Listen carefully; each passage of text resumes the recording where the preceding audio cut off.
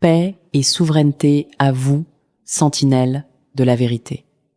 Ici Aminata Keita Diop, en direct du cœur de la salle de situation de Géopolitique News pour le mardi 24 mars 2026. Marque le 25 jours d'un conflit qui a déjà redessiné la hiérarchie mondiale. À vous qui découvrez cette chaîne, soyez les bienvenus dans le seul espace où l'on déshabille les mensonges de l'Empire. À vous les anciens, les piliers de cette communauté. Votre fidélité est notre armure. Si vous n'avez pas suivi nos 3 précédents bilans du jour 1 au jour 15, je vous exhorte à cliquer sur le lien qui s'affiche en haut de l'écran. Comprendre le présent exige de connaître la genèse du chaos. Aujourd'hui, nous plongeons dans la phase la plus sombre, celle où l'arrogance de l'agresseur se heurte au mur de la réalité stratégique. Le bilan du Césé au 25 jours, 15 mars, 24 mars 2026. Nous sommes passés de la guerre éclair à une guerre d'usure totale. L'administration Trump, malgré ses annonces sur Truth Social, réalise que l'Iran n'est pas une cible que l'on bombarde pour soumettre, mais une forteresse que l'on ne peut ébranler sans s'effondrer soi-même. Du jour 6, 15 mars, l'échec de la décapitation. Israël annonce avoir éliminé Ali Larijani, l'un des hommes forts du régime. Washington espère un effondrement du commandement. Les gardiens de la révolution activent immédiatement une structure décentralisée. Aucune panique n'est constatée. Au contraire, le sentiment nationaliste s'endurcit. Jour 17, 18, 16 à 17 mars. L'impasse du détroit. Face au blocus persistant d'Ormuz, Donald Trump lance un appel désespéré à la Chine, au Japon et à la France pour créer une coalition navale internationale. La Chine décline poliment, rappelant que l'agression est unilatérale. Le détroit reste un cimetière pour les assureurs maritimes. Les navires de l'US Navy subissent une attrition constante due aux drones de harcèlement.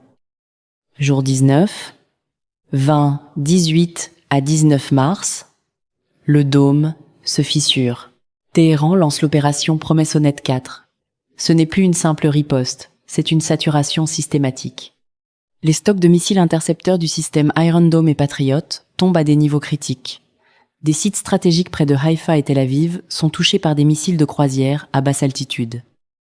Jours 21, 22, 20 et 1 mars, l'onde de choc économique le baril de Brent franchit la barre des $140.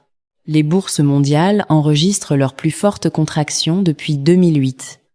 En Afrique, le silence de l'Union africaine devient assourdissant. Alors que la CEDEAO exprime sa préoccupation, aucune position commune n'émerge. Les économies africaines importatrices de pétrole voient leur inflation exploser, menaçant la paix sociale à Dakar, Bamako et Kinshasa.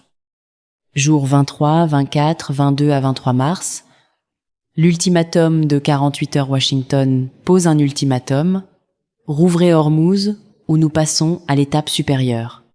Téhéran rejette l'ultimatum d'emblée, affirmant que tant que les sanctions et les frappes ne cesseront pas une goutte de pétrole ne sortira du Golfe. La Russie renforce discrètement sa présence électronique en Syrie pour observer les mouvements de l'OTAN.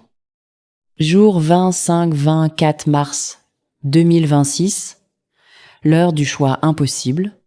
Nous y sommes. L'ultimatum a expiré.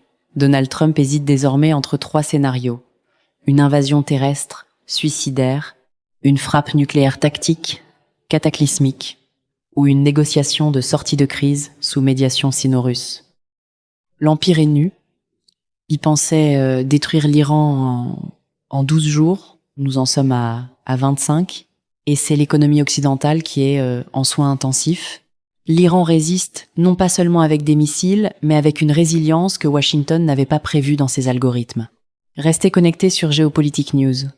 Nous ne sommes pas seulement témoins de la fin d'une guerre, nous sommes témoins de la fin d'un monde unipolaire.